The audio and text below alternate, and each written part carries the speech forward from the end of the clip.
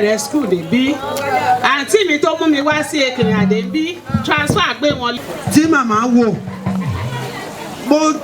ọ̀rọ̀ tí mo fẹ́ sọ yìí lọ bí ọ̀rọ̀ 32 years ago nígbà tá a ṣì wà ní kékeré nílùú Ìkàrẹ́ bí màmá ṣe kó ará àdúgbò mọ́ra tó kó ẹbí mọ́ra bákan náà àwa tá a jẹ́ fámìlì ọkọ wọn màmá ò kì í fi ojú wò wá pé bóyá a kéré ṣé mọ̀ pé tí àgbàlagbà bá wà nínú ilé tó jẹ́ pé ó jó níkanra gbogbo àwọn ọmọ gan tó jẹ́ àwọn ọmọ ọkọ wọ́n mọ̀ sá fún ṣùgbọ́n màmá yarí pé wọn ò ń ṣerú èèyàn báyìí bí màmá wa bá travel ọ̀dọ̀ màmá yìí ni wọ́n á kó wa sí màmá wa lè lo oṣù kan wọ́n lè lo ọ̀sẹ̀ méjì kó tó di pé wọ́n dé ṣùgbọ́n a rí i pé kò sẹ́ni tó mọ̀ yàtọ̀ nínú àwọn ọmọ tí màmá gan bí gan fún ara wọn àti àwa gan tí màmá kó sọ́dọ̀ a rí i pé tìfẹ́tìfẹ́ tàánú tìyọ́nú tiwà tútù ó ní màmá fi ń ṣe ohun gbogbo mo gbàdúrà ní àṣálẹ́ yìí ní bí ògo ṣe ń jọ́lọ́run àwọn ọmọ wọn ojú ere àti àánú Ọlọ́run wọ́n máa bá pàdé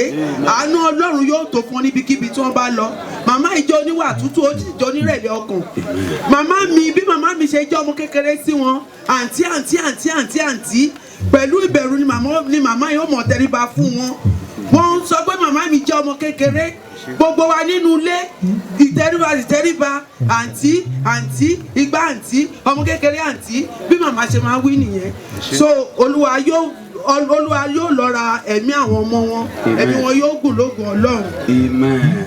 Ok, ohun tí ẹnìkan bá ti sọ nípa mọ̀mọ́ tí a sì ti gbọ́ kẹlòmíì mọ́ tún repeat ẹ̀. Praise the Lord. All right. Praise the Lord. Orúkọ mi ni Adébáyọ̀ Ọlọ́runfẹ́mi ọmọ òkan ó ti fa. Màmá jẹ́ ìyá fún mi torí òun ló bí ìyàwó mi sáyé ṣùgbọ́n ìyá ẹ̀ jọ mí lójú débi pé ìgbà tí èmi wọn jọ wà tán wá kí wa l'Ábùjá tí n bá ń mú lásán pé bóyá mo sojú báyìí dáàdì ìyanu sí kò sí màá ní all is well a ní àbí sẹ́mi ìlépo nu mọ́tò mi ni ìyá tó pè mí sí kọ́nà níwájú Ọlọ́run àti yàn tá a gbọdọ̀ kò jẹ́ irọ́ ìyá fún mi ní 1000 naira a ní fi epo sí mọ́tò ẹ̀ wà ní màmá ẹ̀sẹ̀ ń sọ fún a ní bí mo ṣe sojú yẹn kò tẹ́hun lọ́rùn. God, I lost a big thing. Ìgbà tí màmá máa kú tá a dé Lọ́kọ́jà òun láti máa sọ fún wa ó ní ọjọ́ Sunday lòun lọ o ó ní ká ro oúnjẹ sílé anybody tó bá ti wá kí wa kàn máa fún lóúnjẹ ṣùgbọ́n lọ́jọ́ Sunday àwa dúró pé ìyá máa lọ ìyá ò lọ o ọjọ́ tá a máa lọ the second Sunday nìyá lọ wọ́n á ní ó jẹ́ ẹ̀dùn ọkàn fún mi ṣùgbọ́n ìyá mi kò sí nǹkan tí mo lè fi wé o nítorí èèyàn tó understand life mi dáadáa ni tí n bá rújú ó mọ̀ nǹkan tí ó ń ṣẹlẹ̀ iwájú tó kọjú sí ẹ̀yìn tó kọ sí wa Ọlọ́run àlọ́ rẹ̀ mi. ok ẹ fún mọ̀mọ́.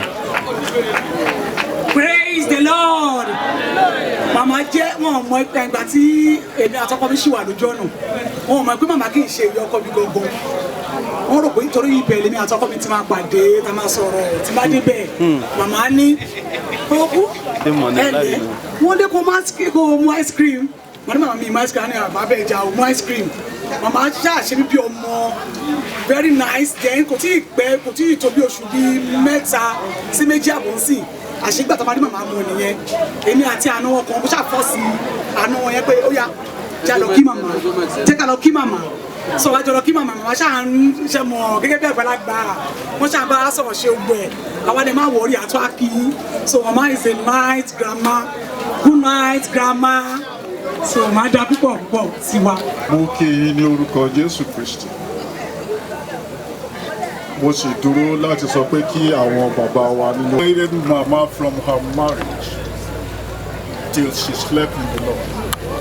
Òtítọ́ ilé ọmọlẹ́kẹ̀ tó wà lókè ń bẹ̀ yẹn whenever she comes she gathers all the people whatever she can reach to them is good secret. I remember when she sell rice, very early in the morning, old women will come without money. This woman never hesitated giving them free food.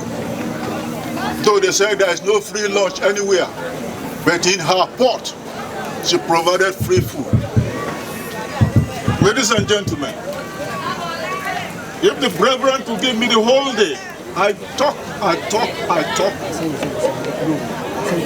My children could not understand what they mean by what it goes by, what they say, the law of exchange. I operate on the law of exchange, but my children don't know it. Exchange. I want them today to know.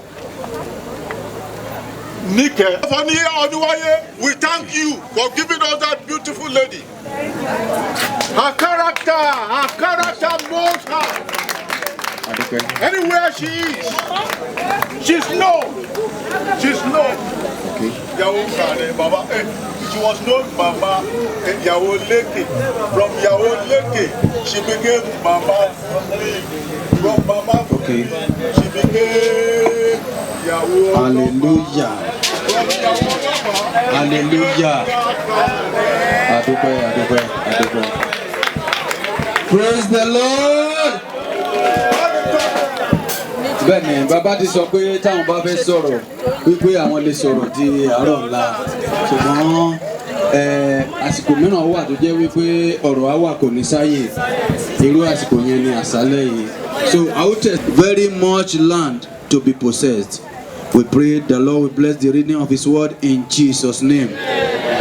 Bí a ti ń tẹ̀síwájú ní àṣálẹ́ yìí gbígbọ́ ọ̀rọ̀ Ọlọ́run ni ọ̀rọ̀ kan.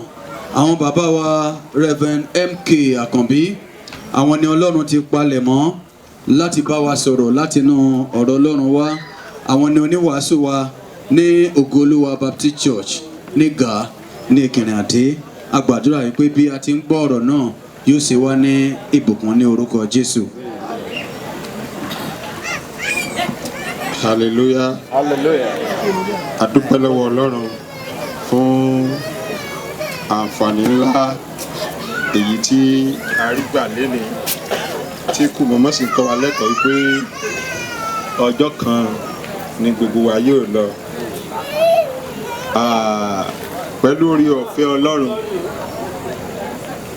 gbogbo àwa ẹ̀dá ènìyàn a dàbí báírò èyí tí àwọn olùkọ́ni akẹ́kọ̀ọ́ èyí tí a kò lè ṣaláì mọ́ lò ṣùgbọ́n bó ti wù kí báírò wa kó dùn mọ́ wa lọ́wọ́ tó bó ti wù kó yọ̀ lọ́wọ́ tó ìgbà tá a bá lò tán á jù dànù ni. Mi ò tí ì rí ẹni tó sọ pé àmúmọ̀ láìkí báírò àwọn tó rí bóyá màá rí fi ilẹ̀ it's not possible. A tún lọ rà mí ni. Pẹ̀lú gbogbo ẹ̀rí èyí tí àwọn èèyàn ti jẹ́ nípa mọ̀mọ́ èyí tí àwọn èèyàn sọ nípa mọ̀mọ́ ó fi hàn fún wa pé mọ̀mọ́ jẹ́ nìkan tó dáa. Ó fi hàn pé mọ̀mọ́ jẹ́ onínúure mọ̀mọ́ jẹ́ nìkan tó jẹ́ pé ó kó àwọn ènìyàn mọ́ra ṣùgbọ́n bó ti kí mọ̀mọ́ kó ènìyàn Ọlọ́run ó jẹ́ ọmọ Ọlọ́run ní tòótọ́ ó jẹ́ ẹni tí Ọlọ́run fi lè fi yẹn gan pé Joshua he was a warrior ó dẹ̀ tún jẹ́ aládùúrà. Joshua bá Ọlọ́run sọ dé pé nígbà tí Joshua wà lójoogun ó bá Ọlọ́run sọ pé kí òṣùpá kó dúró kí òrùn kó má ṣe wọ̀ títí òun ó fi parí ìjà pẹ̀lú àwọn ọ̀tá Ísírẹ́lì. Ṣùgbọ́n nígbà tó dé ìwé Joshua orí 13 Ọlọ́run gbóríyìn fún Joshua ó ní Joshua you are good and you have been advanced in age but still ilẹ̀ ṣe pọ̀. But Joshua was unable to go out again. What next? Ikú. Ará nínú Olúwa ohun kan ṣoṣo tí mo fẹ́ fi gbà nímọ̀ lásàlẹ̀ ní pé lórí ọ̀hún ni pé ro ti kú mọ́ bí o ti ń lọ nínú ìrìn àjò rẹ. Think about that always. Gbogbo iṣẹ́ tó bá ń ṣe gbogbo ìrìn àjò kí àjò tó bá ń rìn gbogbo ìwà yóò tó lè máa wù máa ro ọjọ́ kan mọ̀ pé ikú ó dé ní ọjọ́ kan.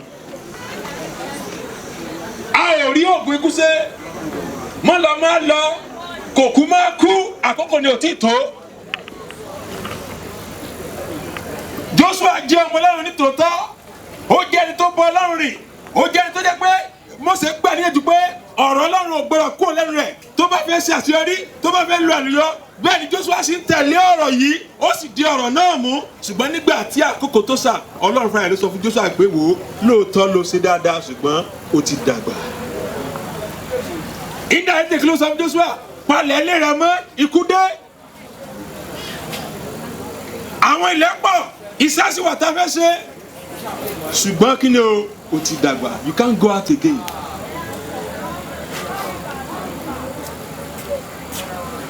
Joshua gba Ọlọ́run jiyàn. Joshua gbàdúrà pé Olúwa jọ̀ọ́ jẹ́ kí n ṣe díẹ̀ sí i. No! Ìbí sọ pé ohun gbogbo ní àkókò ṣe kí ni o ní àkókò wà fún. Ẹ̀yin àti èmi ará nínú Olúwa, ẹ jẹ́ á máa ro ti ìgbẹ̀yìn wá wò, ká dẹ̀ máa ro ikú mọ́.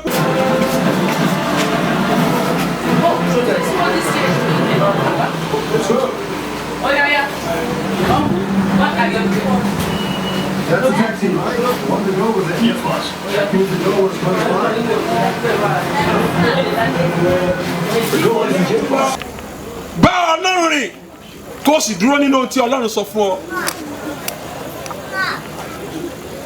Bá Ọlọ́run rìn kó o sì tẹ̀ sí ìmọ̀ ti Ọlọ́run. Ohun gbogbo tí màmá fi sílẹ̀, màmá ò mú kankan lọ nínú ẹ̀. Ohun gbogbo tí màmá ṣe, màmá ò mú kankan lọ nínú ẹ̀.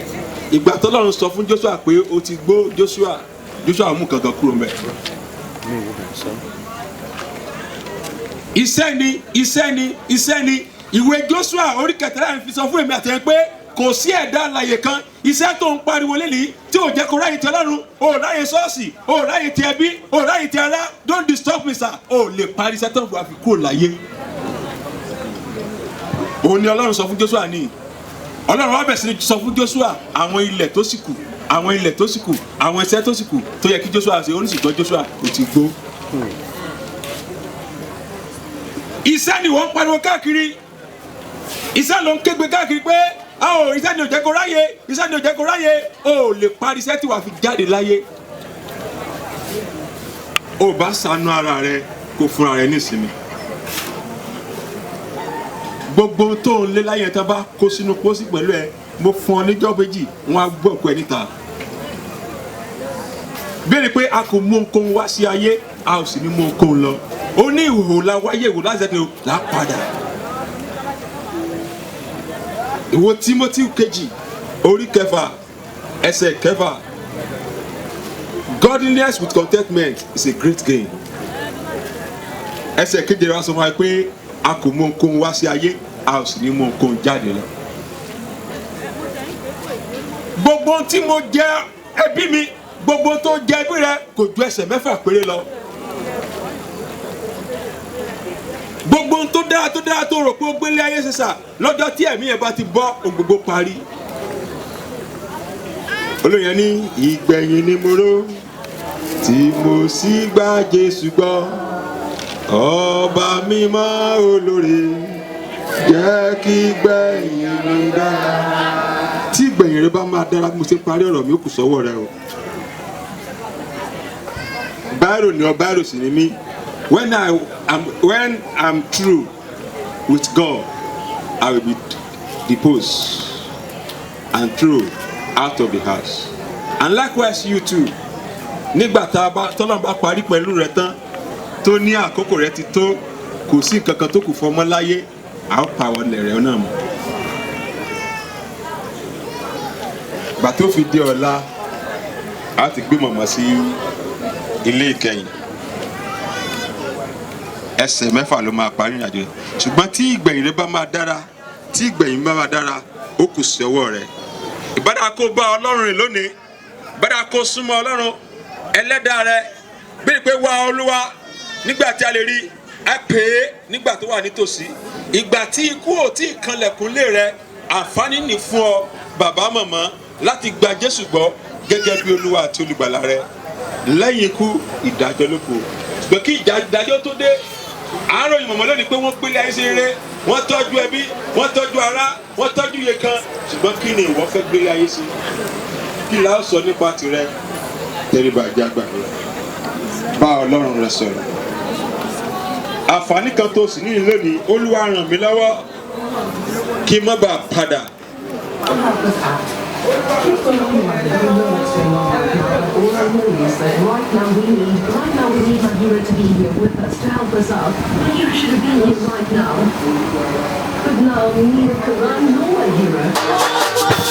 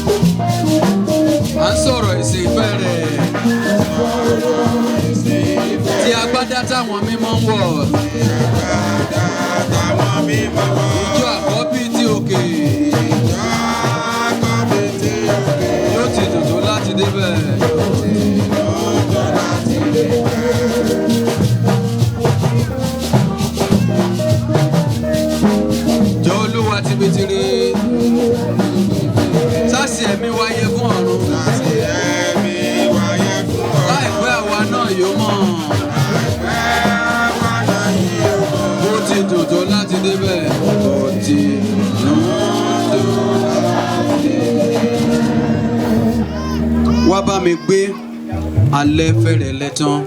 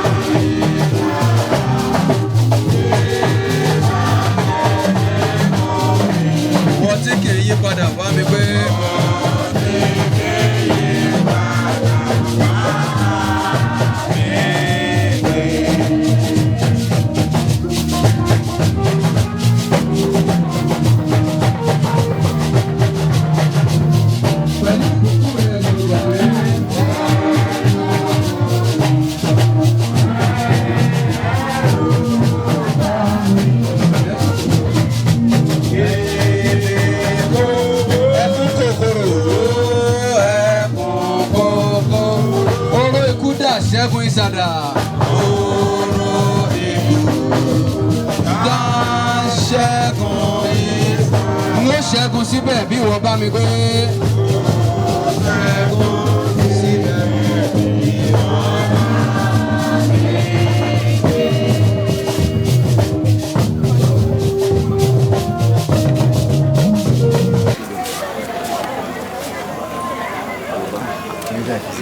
Ní orúkọ Jésù.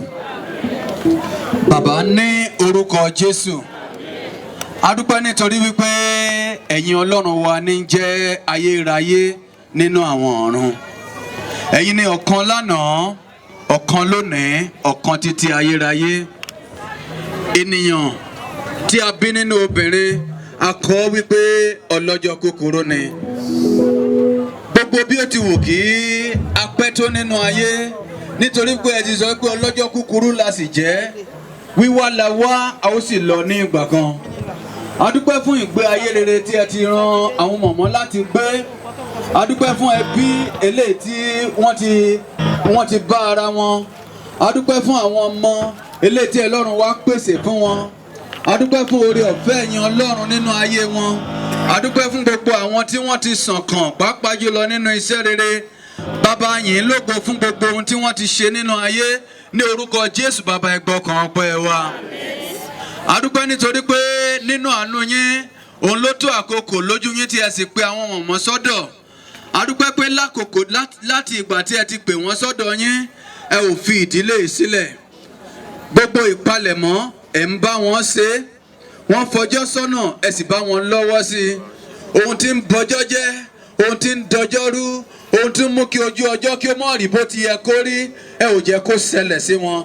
Bàbá a dúpẹ́ fún ohun tí ẹ ti ṣe. A dúpẹ́ fún àtìlẹ́yìn yín ní orúkọ Jésù. Ẹ gbọ́kàn ọpẹ́ wa. Bàbá a dúpẹ́ fún àánú ìrìn àjò fún àwọn tí ó ti dé. Àwọn mìíràn láti jẹta, àwọn mìíràn jù bẹ́ẹ̀ lọ, àwọn mìíràn lónìí, àwọn mìíràn tó ń bọ̀ lọ́la. A dúpẹ́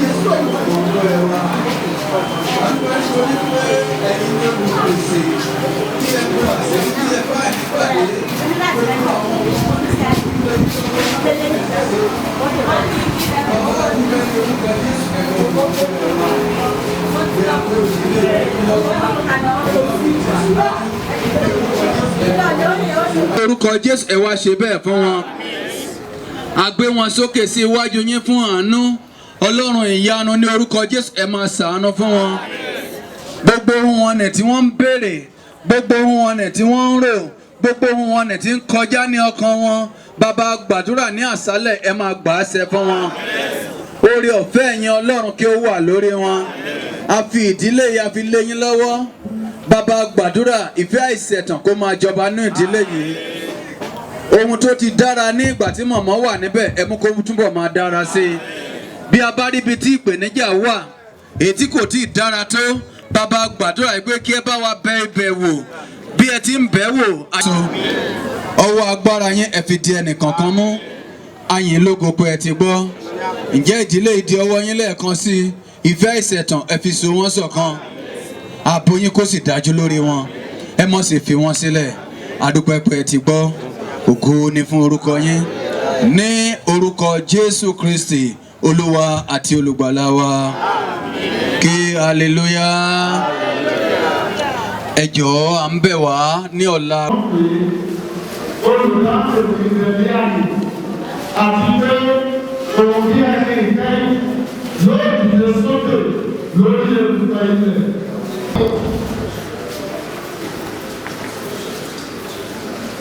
Tí a ti gbé kúrò bí erùpẹ̀ yìí àti nínú ẹ̀rọ ara mi ni òní yóò rí Ọlọ́run.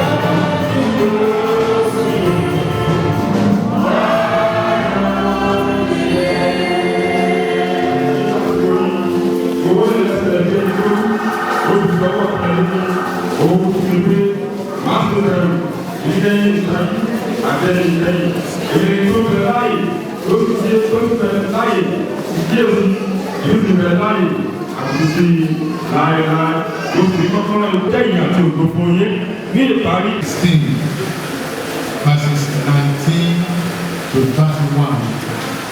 Luke 16.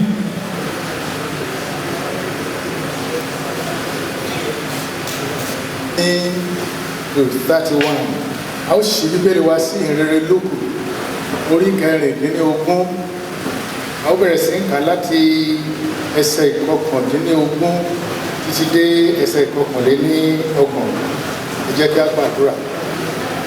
Father Lord, we bless you this morning. We are most grateful to you for every lesson we keep on learning, especially at burial ceremonies like this.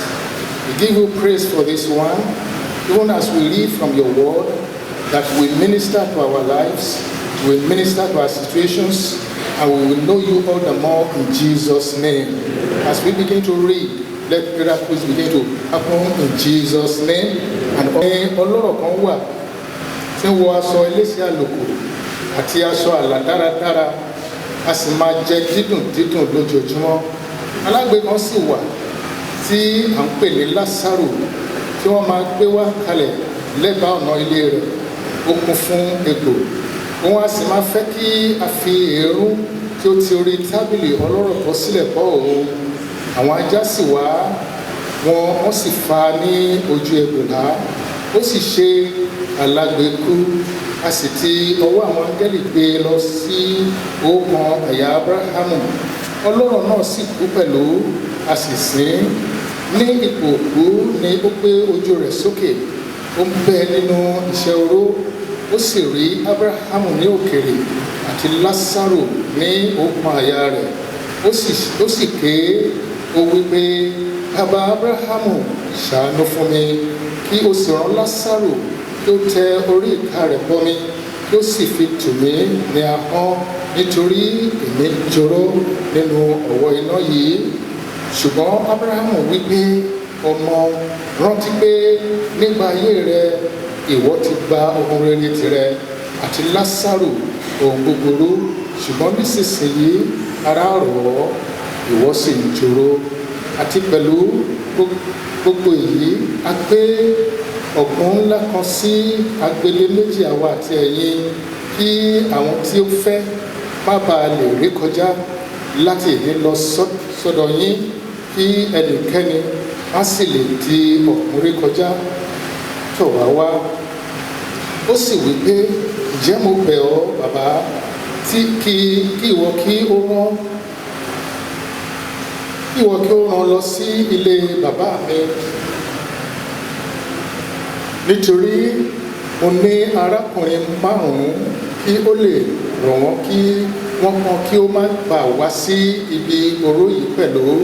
Ábúráhámù sì wí fún un pé wọ́n ní Mósè àti àwọn wòlíì, kí wọ́n kí ó gbọ́ tiwọn. Ẹsẹ̀ 30. Ó sì wí pé, bẹ́ẹ̀ kọ́ Ábúráhámù bàbá, ṣùgbọ́n bí ẹnìkan bá ti inú òkú tọ̀ wọ́n lọ, wọn ó ronú pìwàdà. Ó sì wí fún un pé, bí wọn kò bá gbọ́ ti Mósè àti ti àwọn wòlíì, a kì yóò yí wọn ní ọkàn padà bí ẹnìkan tilẹ̀ ti inú òkú dìde. Ó gbàdúrà níkẹyìn, a ò ní kábàámọ̀ lórúkọ Jésù. Sọ fẹ́ni tó wà lẹ́gbẹ̀ẹ́ mi, ò ní kábàámọ̀ ayé tí mo wá. Jẹ́ kó kọ́ dá.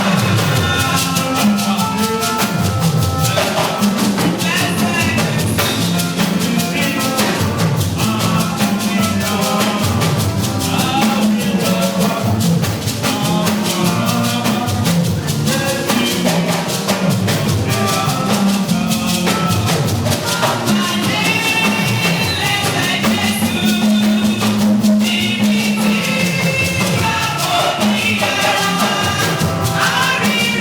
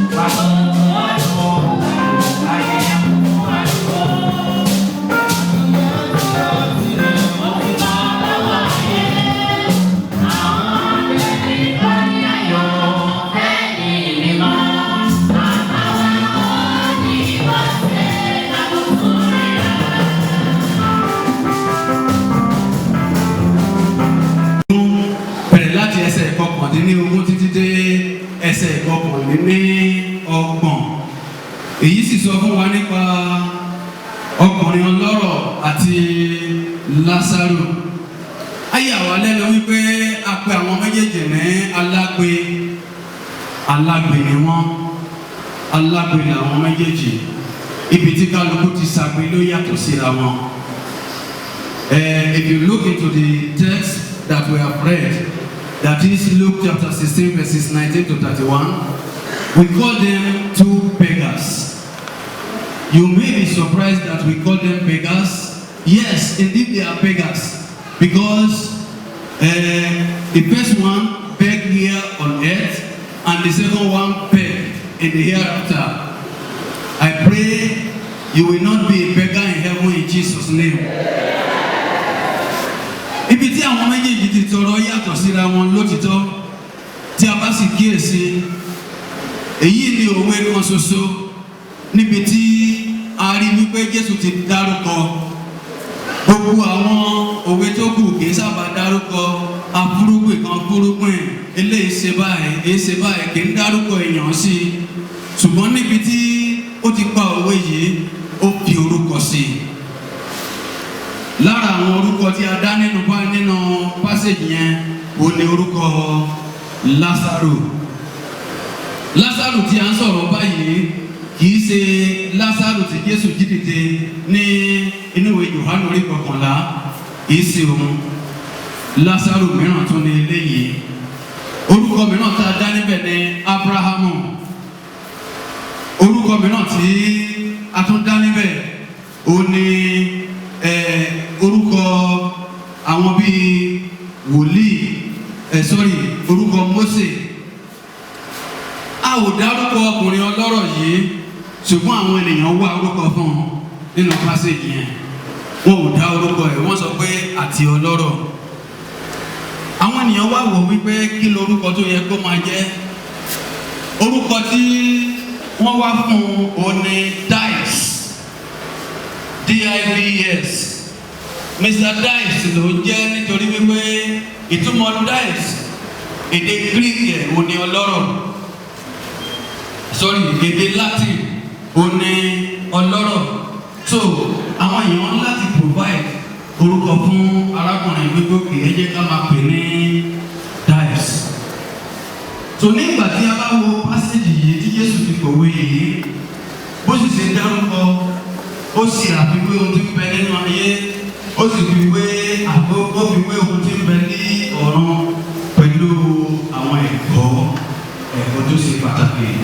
Nígbà tí a bá kíyèsí pa A tí ó sọ nípa àwọn alágbe méjèèjì, P-part yóò wá sọ nípa kíni ẹ̀kọ́ tí a rí kọ́ nípa ìgbé ayé àwọn méjèèjì.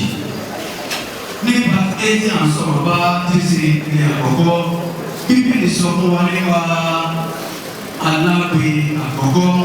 Ó lè jẹ́ ọkùnrin ọlọ́rọ̀ kan wà, ó ń wọ aṣọ iléeṣẹ́ àlòkò, ó ń wọ aṣọ àlà dáradára, a sì máa jẹ dídùn lójoojúmọ́. Ẹsẹ̀ ogún wá sọ nípa alágbe yìí. Ó ní alágbe kan sì wà tí a ń pè ní Lásárù. A máa ń pè kalẹ̀ lẹ́bàá ọ̀nà ilé rẹ̀. Ó kún fún ojú. Ó sì máa ń fẹ́ kí a fi ìrún tí ó ti orí tábìlì ọlọ́rọ̀ bọ́ sílẹ̀ bọ́ òun. Àwọn ajá sì wá, wọ́n sì fà á ní ojúlá. Ó sì ṣe alágbègbè. Ẹsẹ̀ ogún àti ẹsẹ̀ kọkànlélógún yìí ó ń sọ fún wa nípa Lásárù, ẹni tí a pè ní alágbe. A sì rí dájúdájú wípé Lásárù, ẹni tí a pè ní alágbe yìí, condition rẹ̀ ò dára. Bí ìgbé ayé rẹ̀ ti rí, kò sẹ́ni tí ó fẹ́ fi yẹn tọrọ. Wípé yàtọ̀ sí wípé kó wọ́n ní àdètò àti àdìsẹ́kù, kó tó jẹ́ wípé health condition kò rí bó ti yẹ kó rí. Ẹni yìí nípa ti owó kò rí ná, health wisely also nǹkan ò dẹrù fún olóòjú. Pẹ̀lú gbogbo àwọn nǹkan wọ̀nyí, ọlọ́rọ̀ ò rí ti ẹ̀rọ, ọlọ́rọ̀ ń rí bó ti ń wọlé, ọlọ́rọ̀ rí bó ti ń jáde ó ń bá Lásárù pàdé kò ní nǹkan ṣe nípa ìgbé ayé rẹ̀ nítorí wípé gbogbo àwọn tó yí ká òun kàn ń lo owó tirẹ̀ lọ ní kò jẹ́ kí owó rẹ̀ kò ní ipa lórí ẹnì kankan nínú àwọn wọ̀nyí. ọ̀run la tó mọ̀ wípé arákùnrin olówó ọ̀run la tó mọ̀ wípé ó ní àwọn arákùnrin márùn-ún. Bíbélì ò sọ fún wa wípé ní ìgbà tó sì wà láyé tó ń jẹ àdídùn àwọn arákùnrin rẹ̀ márùn-ún wọ́n sì ń bá jẹ nínú rẹ̀. ó mọ̀ wípé òun láwọn arákùnrin márùn-ún ṣùgbọ́n kò sí nǹkan kan tó ṣe nípa wọn nígbà tó wà láyé. ó ń tẹ̀síwájú ó ń lo ayé rẹ̀ lọ ó ń lo ayé rẹ̀ lọ. nígbà tí ó ṣe ohun kan wà tí máa ń ṣẹlẹ̀ sí gbogbo ènìyàn òun náà sì ní ikú. ẹnìkan sọ orúkọ tiẹ̀ ní èyìnbọn ní ṣe mọ́kù orúkọ ènìyàn èyìnbọn ní ṣe mọ́kù kò sí nǹkan tó ṣe tó ní ṣe kí ni tó ní kú. bó ń jẹ ìgbádùn wà kú bó ń jìyà wà kú bó tiẹ̀ kíyè sára wà kú bó sì jẹ́ pé oúnjẹ ayé jàlàjàlà bó ṣe wù ẹ́ ikú yìí náà ni. mọ̀mọ́ kan pinnu wípé òun ò fẹ́ kú ó sì ní òun ní gun ọ̀kadà mọ́ torí wípé ó rò wípé ọ̀kadà ní máa ń pa ni torí pé kí ọ̀kadà má bàa pa tó ó sì pinnu tó tó bá fẹ́ rìn ní ibùsọ̀ méjì apẹ̀sẹ̀ rìn torí pé ikú ìsáwàtì táwọn ọlọ́kadà bá ti lẹ̀ fẹ́ mọ̀ mọ́ ẹ̀yẹ ká pè ní ànímọ̀ kò yí ọ̀dà ṣùgbọ́n yà mí lẹ́nu wípé ikú sì tún ráyè bá àwọn yìí náà ikú pa mọ̀mọ́ yẹn kú nígbà tí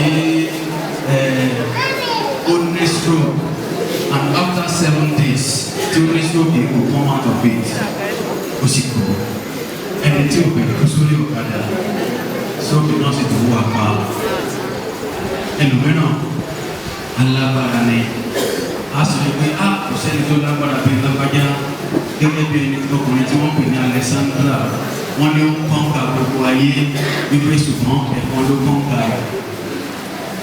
ẹ̀kan lásán ó sì kọ́ńkà ẹ̀ kò sí ìmọ̀ téèyàn sí kí gbogbo wọn kò lù Bíbélì sọ fún wa wípé ó sì ṣe alágbára wípé ò ní kú ó tàn ẹni irọ́ ló ń pa kọ́kọ́ béèrè lọ́wọ́ ènìyàn pé bàbá tó bí bàbá ẹ̀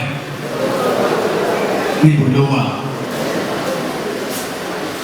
ó ṣeéṣe kí yẹn ti pẹ́ ó ṣeéṣe kí bàbá ẹ̀ wọ́n gan ẹni tó lóun sókun yẹn ó ṣeéṣe kí bàbá ẹ̀ wọ́n sì níbẹ̀ ó sọ pé iṣẹ́ tí bàbá mi gbélé ń lọ́wọ́ lòun ṣe ajẹ́ wípé òun náà ṣe kí ni a lọ òkú bàbá rẹ̀ yóò sì di ogun ìtàn. Bíbélì sọ fún wa nípa ìgbé ayé ọlọ́rọ̀ yìí ẹsẹ̀ 19 sọ pé ọkùnrin ọlọ́rọ̀ kan wà ó ń wọ aṣọ elése àlòkù aṣọ àlà dáradára a sì máa jẹ dídùn condition ẹnìkejì nìyí òun ó rí oúnjẹ tó dára jẹ òun ó rí aṣọ tó dára ó sì rí wọ̀ in fact gbogbo nǹkan tó yẹ kó jí kó dẹrùn fún ni ó dẹrùn fún ọkùnrin yìí òun ra sọ̀rọ̀ oró oúnjẹ jẹ a sì jókòó gbogbo àwọn nǹkan orí bó ti yẹ kó rí fún un ṣùgbọ́n ẹsẹ̀ tó ti fẹ́ fún wa wípé ikú náà pa òun náà a sì ṣe kí ni a sì sin ìyàtọ̀ wà nínú pé ènìyàn kú àti pé a sin nígbà tí Bíbélì sọ pé a sì sin ó túmọ̀ sí pé wọ́n sòkú ẹ̀ ayé gbọ́ ọ̀rọ̀ náà oríṣiríṣi nǹkan ló máa ń ṣẹlẹ̀ níbi àwọn òkú lóríṣiríṣi òní ibi tí ẹ bá lè rìn mọ́ ibẹ̀ náà lẹ́ẹ̀rí mọ́ ẹ bá rí gbósì míì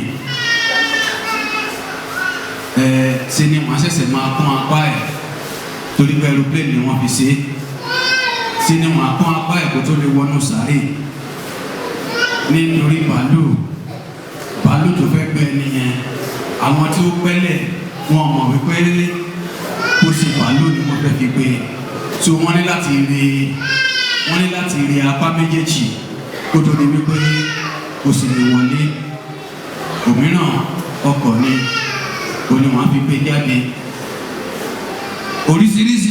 oríṣiríṣi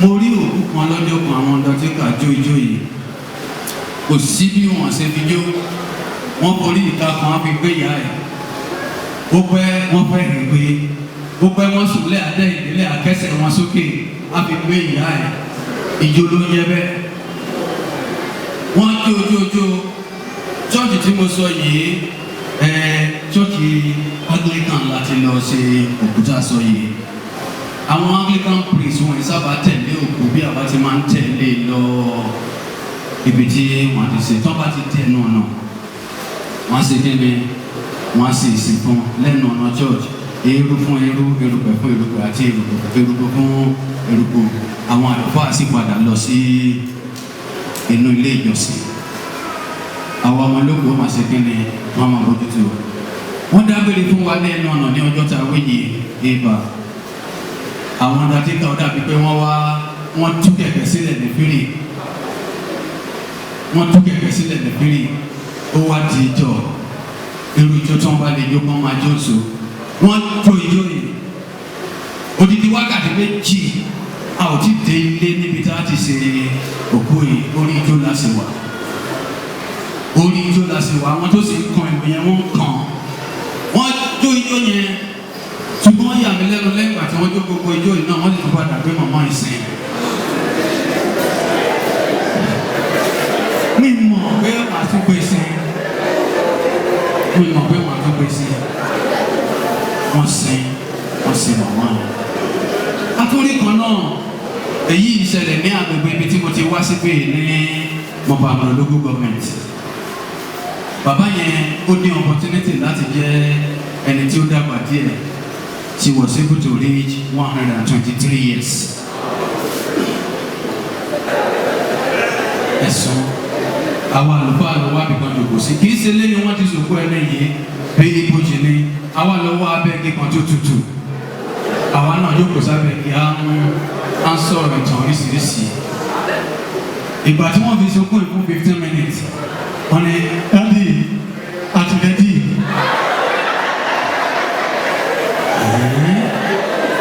ẹ̀tìlẹ́dì wọ́n ní bẹ́ẹ̀ ni sà torí pé wọ́n mọ̀ ìpé táwọn bá sọ fún sẹ́rí gbogbo ẹkún táwọn èèyàn sọ yẹn ìgbà tó bá di pé reception follow immediately ẹ wá wojó lẹ́sẹ̀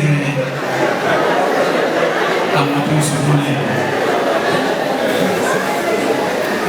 wọ́n ti léèyàn kú a sì ṣe kí ni a sì sin ìwà ìjẹwẹ̀ wọ́n tẹ̀lé ẹkún oríṣiríṣi àwọn nǹkan ọ̀dàtẹ́gbà náà aṣá ìgbà tirẹ̀ wọ́n sin ṣùgbọ́n alágbè òrèyàn sin kò tiẹ̀ Lásárù òrèyàn sin bíbélì sọ pé jẹ́ ọlọ́rọ̀ ṣùgbọ́n wọn mọ̀ wípé òṣì ni wọ́n and in conclusion you will be paid back in your own coin bí a ti ń parí ó ṣe é ṣe kí a san padà gbogbo nǹkan wọn ni eléyìí tó jẹ́ kó ti ṣe ṣe ẹlòmíì ìwọ tó wà tó jẹ́ wípé ọmọ tirẹ̀ òun ló ń dáàbò bò ọmọ ọlọ́mọ òun ló rán níṣẹ́ ní tòrótòró ìwọ tó ń bí ìyájọ ọmọ ọlọ́mọ á ń tọ́jú ọmọ tiẹ̀ ó ṣeéṣe kí àṣẹ̀sán ẹ̀fọn ẹ̀ o ẹ sọ fún olódodo wípé yóò dára fún ẹ sì sọ fún ìka ènìyàn wípé èpè wọn yóò jẹ ọṣẹ ọwọ́ rẹ̀ yóò tó lọ mọ́ ronú wípé ọ̀run àpáàdé nìkan ni wàá ti jẹ́ mo lọ bẹ̀ ẹnìkan wò ní hospital ní ọjọ́ kan kì í ṣe mọ̀mọ́ tí mo lọ bẹ̀ wò ṣùgbọ́n ẹnìkan tí wọ́n tẹ́tì ìyẹn ò sáà tiẹ̀ jẹ́ kí gbogbo wọ́ọ̀dù kí ó gbádùn ṣe ló sàn ṣe iná iná rèé kò tí kú o ó sì ti ń pariwo iná àmì wípé ní ìgbà tẹ́lẹ̀ bá kú bẹ́ẹ̀ ó sì ti wà conscious nínú ipò consciousness ni ó sì ń pariwo iná o ẹ̀pà mi tó tí ó bá rí bẹ́ẹ̀ àmì ni ẹ̀kọ́ lọ́wọ́ sì fi ń kọ́ ẹnì kọ̀ọ̀kan wá wípé àwọn mìíràn ní ìgbà tó bá kúrò láyé nǹkan ò ní dẹrùn fún wọn ayé á ní wọn lára ọrùn ò ní sùn wọn fún wọn àwọn mìíràn sì wà tó jẹ́ wípé bí wọ́n bá ti ń kú lọ ni wọ́n máa kọrin aleluya wọ́n máa kọ́.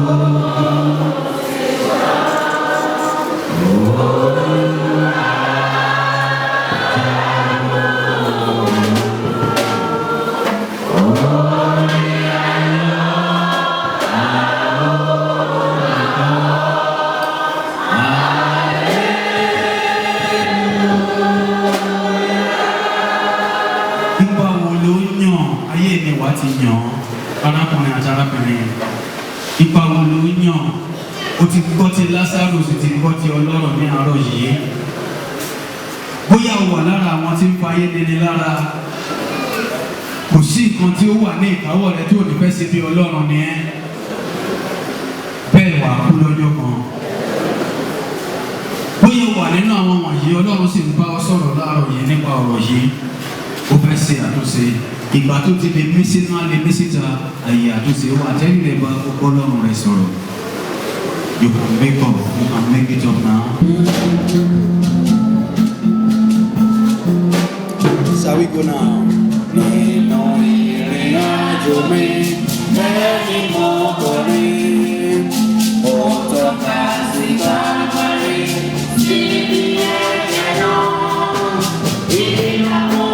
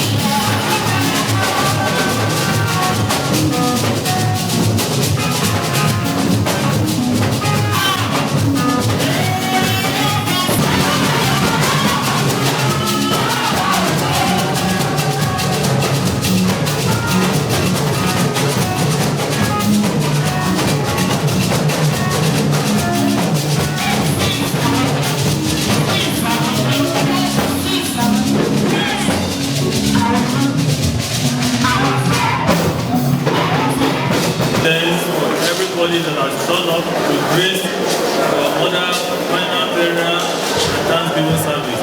The Lord God Almighty will keep everyone that is participating in this occasion to their respective destination. In Jesus' mighty name we are praying.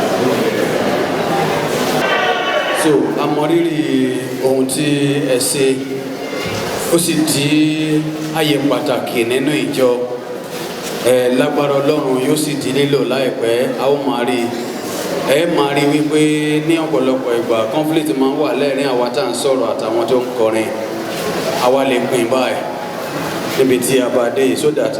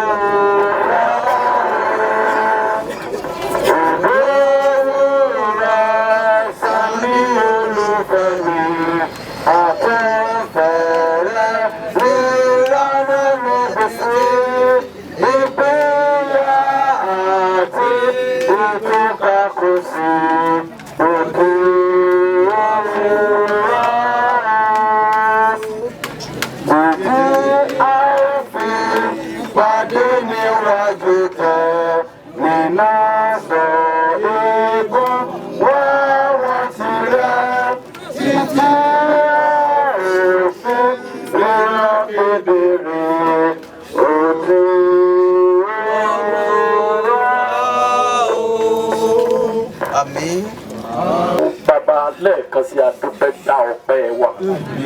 Ó tó àkókò láti fi ara mọ̀mọ́ lélẹ̀ ẹ̀mí mímọ́ ẹ darapọ̀ mọ́ wa.